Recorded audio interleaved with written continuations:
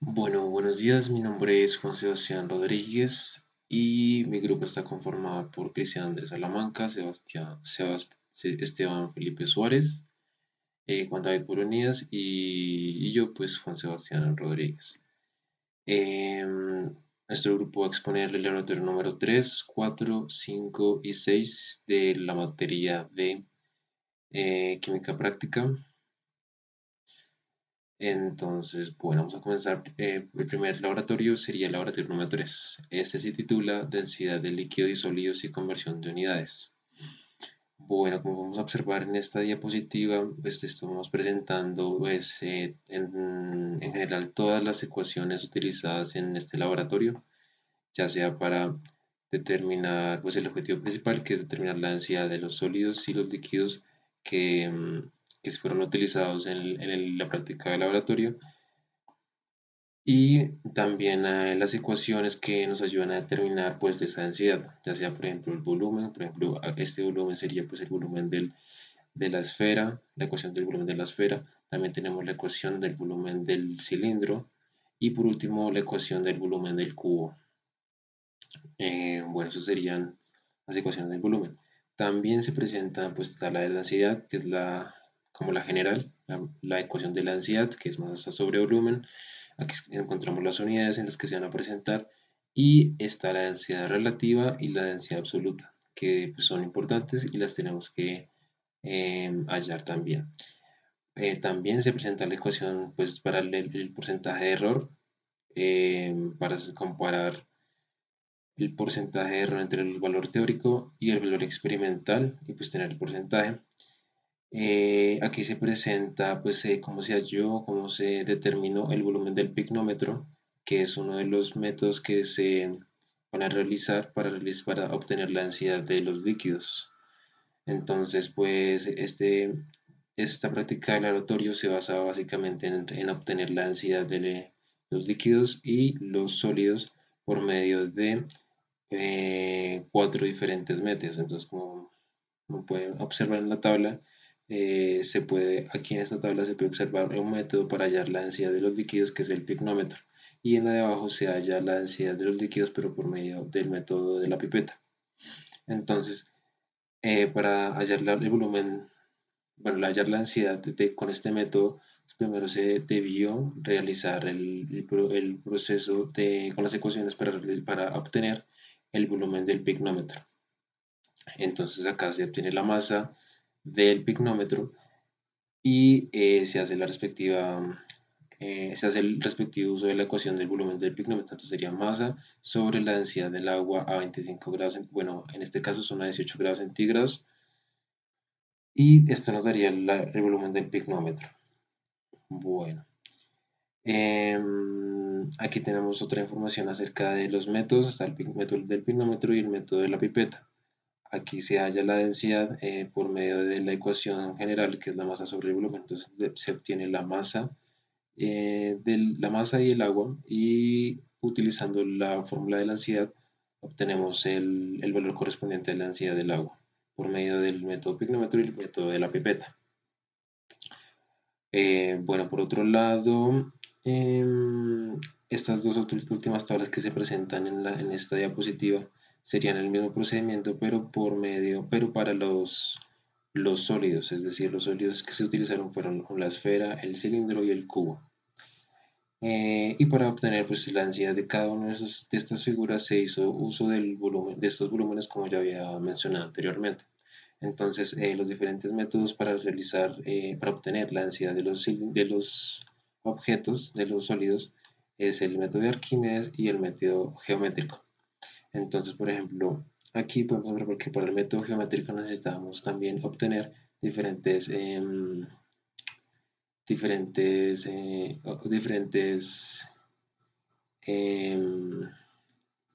es decir, sí, diferentes términos, como por ejemplo acá está el radio, que este sería de la esfera, entonces acá presenta el valor del radio de la esfera, el valor del radio del cilindro, y pues el cubo no tiene radio. Al igual que la altura, se necesita hallar la altura y pues la longitud de los lados de cada figura. Entonces en este caso solamente se obtiene la longitud del cubo esto que pues, de la esfera y el cilindro no se obtiene. Y por último, haciendo uso de estos datos, se utilizarían las fórmulas y se obtiene el volumen de cada sólido en centímetros cúbicos. Luego se toman los datos del volumen de cada objeto y se hace pues, el respectivo uso de las ecuaciones, entonces sería masa sobre el volumen y se obtiene la densidad de cada objeto. Esto sería por medio, entonces como ya he mencionado, del método Arquímedes y el método geométrico. Bueno, por otra parte, acá presentamos los análisis de los resultados. Ya después, bueno, después de usar todas las fórmulas anteriormente mencionadas, pues se presentan acá los análisis de resultados de cada uno de los con el método y de los, bueno, en este caso, los líquidos. Entonces, por ejemplo, el líquido está el agua, el etanol y pues la muestra prueba. Entonces, por medio del pignómetro y la pipeta se obtienen los resultados y se halla el respectivo error porcentual. Y esto se realiza con cada uno de los líquidos. Entonces, el agua, el etanol y la mezcla problema. La sustancia, la sustancia problema, mejor dicho. Este mismo se hace con la tabla de los sólidos. Entonces, está acá la esfera que es de material cobre, el cilindro de material plomo y el cubo de material aluminio. Entonces acá está cada uno de los métodos, el Arquímedes y el geométrico, y pues la densidad absoluta, la densidad relativa, y utilizando esto se halla pues el porcentaje de error de cada una de estas. Esto con el fin de determinar pues cuál es el método más eh, cuál es el mejor método para determinar la densidad de cada objeto, en este caso, de cada sólido, mejor dicho. Bueno, y en esta tabla se presenta pues cómo fue que se realizó el, cómo fue que se obtuvieron los datos del error porcentual. Entonces, lo único que se tuvo que hacer, por ejemplo, acá está el etanol, este es un ejemplo con el etanol, pero este mismo ejemplo se hizo para todos las tablas, los demás, pues con los líquidos y con los sólidos. ¿Sí? Entonces, por ejemplo, con el líquido etanol se hizo el valor teórico menos el valor experimental sobre el valor teórico y esto se multiplica por 100 para tener el porcentaje. Entonces, acá se tiene el porcentaje del etanol por medio del método pignómetro y el otro la pipeta. ¿Listo? Ya como para conclusión, pues básicamente todo este laboratorio se realizó para cumplir un primer objetivo, que fue determinar cuál es el mejor método para determinar la densidad de cada uno de los líquidos y los sólidos. Entonces, en el caso de los sólidos, el mejor método para determinar la densidad absoluta de los sólidos es Arquímedes. ¿Por qué? Porque según los números aquí mostrados en esta tabla con el ejemplo de la esfera de material cobre, el método de Arquímedes muestra que es más eficaz y más preciso a la hora de otorgarnos los datos. Esta sería, pues, como sigue aquí la tabla, sería la densidad absoluta y la densidad relativa. Y este sería el error porcentual. Entonces, podemos observar que el error porcentual pues es menor que con el método geométrico, que pues es mayor. Entonces, en conclusión, el método de Arquímedes es más preciso y exacto a la hora de determinar la densidad de los sólidos. Y por otro lado, el mejor método para determinar la densidad absoluta de los líquidos es el pignómetro. ¿Por qué? Por la misma razón que el anterior método. Porque el método de pignómetro, al determinar la densidad de los líquidos, es más exacta y más precisa, y esto se puede determinar observando el porcentaje de error, ya que este nos da un porcentaje de error del 0% en comparación de la pipeta, que pues da un mayor error porcentual. Y este sería el laboratorio número 3.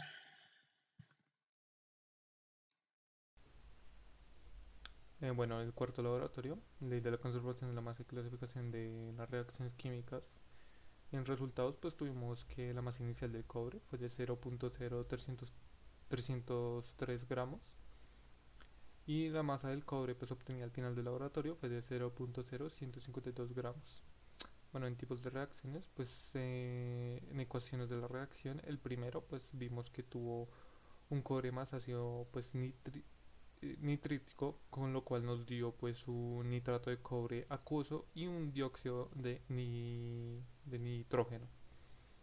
Bueno, en su clasificación de reacción, pues tuvimos que fue un óxido reducción y pues que tuvo un doble desplazamiento. En el segundo pues vimos que el nitrato de cobre pues más hidróxido de sodio pues nos dio a dar un hidróxido de cobre y nitrato de sodio, con lo cual pues en lo cual pues su clasificación de reacciones fue una precipitación y un doble desplazamiento. En el tercero pues vimos un hidróxido de cobre que se sometió a calor y pues esto nos dio un óxido de cobre, en el cual pues hubo una precipitación en su clasificación de reacciones y una descomposición. En el cuarto pues vimos un óxido de cobre más ácido clorhídrico, que por lo cual nos dio un cloruro de cobre. Y esta reacción pues fue una reacción ácido-base y tuvo un doble desplazamiento. En el quinto pues tuvimos un cloruro de cobre más magnesio y pues este ya nos dio a dar de nuevo el material del principio que fue el cobre y esto fue una reacción óxido-reducción y pues un desplazamiento. Pues ya en el análisis de resultados vimos que la combinación del cobre y ácido nítrico vemos un doble desplazamiento ya que pues intercambian elementos. En el segundo las dos soluciones se mezclan y forman un compuesto sólido insoluble en agua. El compuesto caerá o pues se precipitará. Vemos cómo... oh.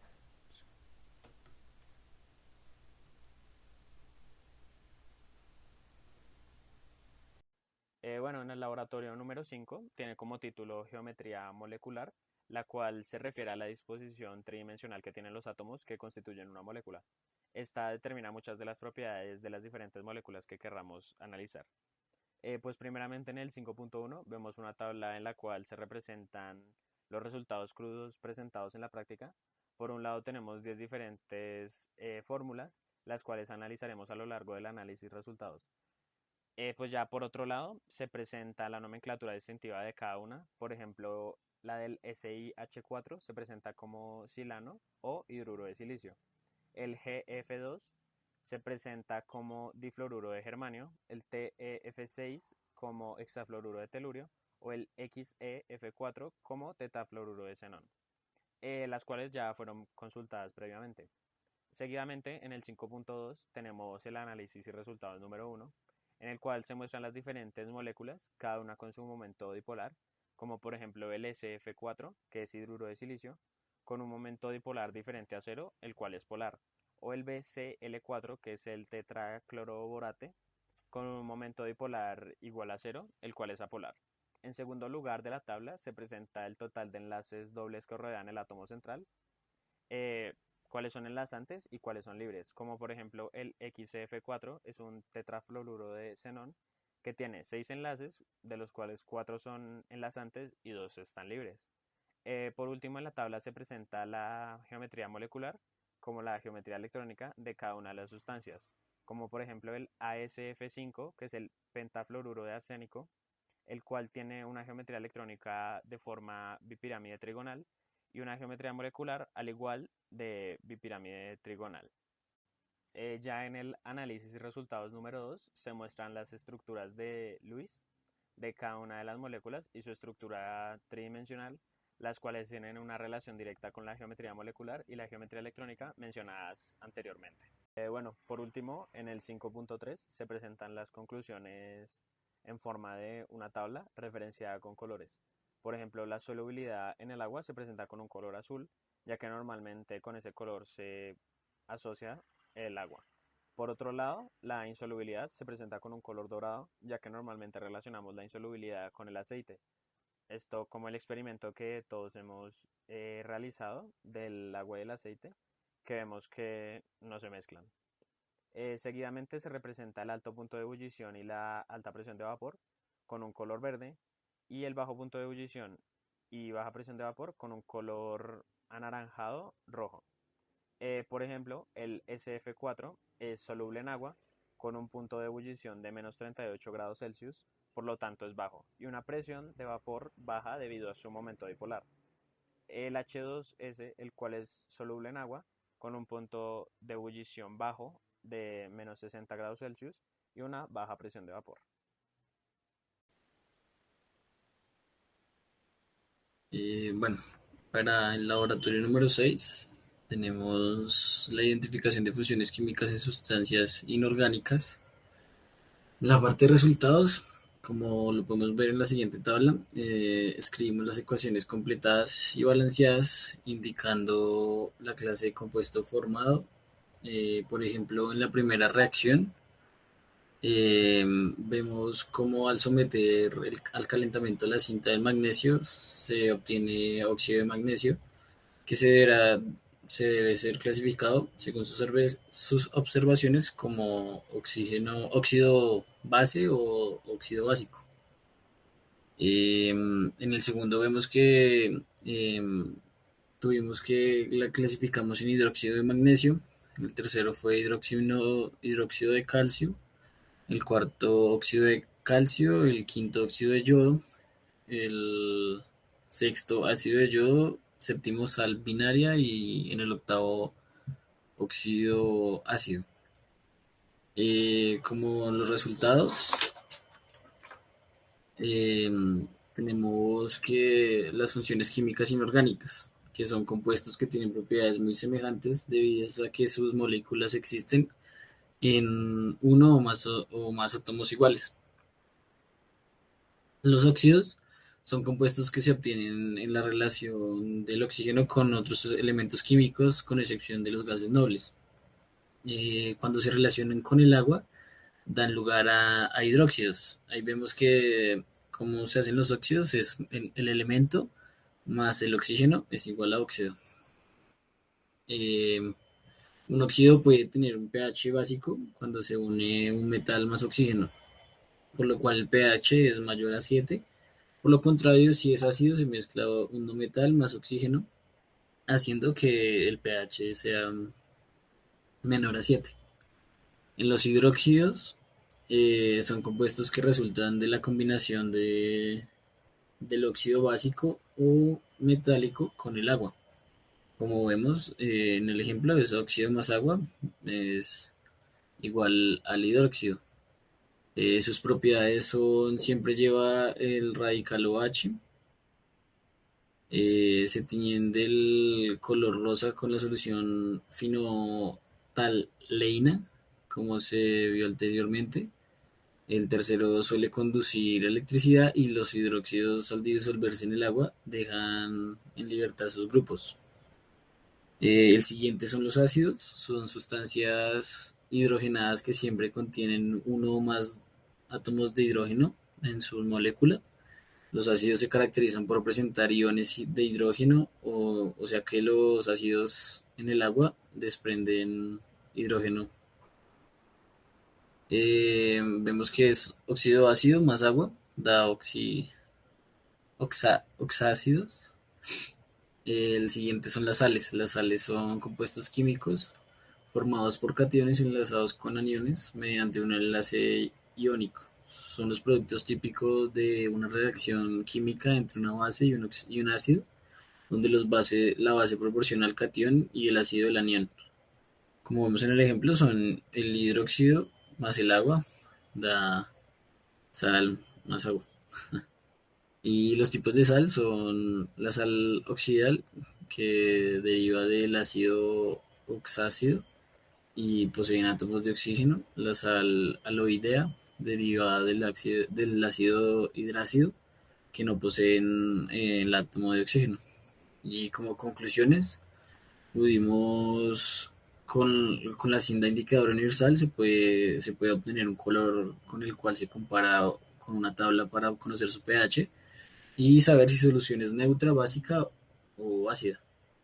Por otro lado, también mediante el uso de la fenolftaleína, también determinamos el pH que gracias al color que se tome sería un ácido o un ácido básico, presentando una correlación entre dos métodos para medir el pH.